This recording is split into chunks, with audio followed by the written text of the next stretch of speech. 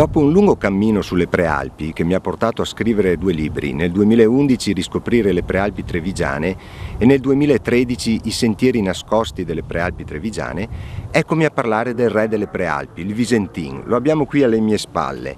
È il versante meridionale, quello che guarda il Fadalto. È ricchissimo di sentieri. Da Revine fino a Santa Croce del Lago ci sono 59 storici sentieri che ho raggruppato in un nuovo libro, Visentin Selvaggio, 30 escursioni base più 29 varianti. Oltre a questo ci sono tante curiosità, come ad esempio la storia delle raccoglitrici di stelle alpine, che hanno caratterizzato con la loro piccola economia il periodo che va dagli anni 40 agli anni 60 del secolo scorso. Ma ci sono anche leggende, come il forziere del Fadalto che ci ha svelato le origini di un borgo, Borgo Brigola, e anche l'allegria delle formiche di Fabio Vettori, che ci racconteranno 2 storiche leggende di Vittorio Veneto.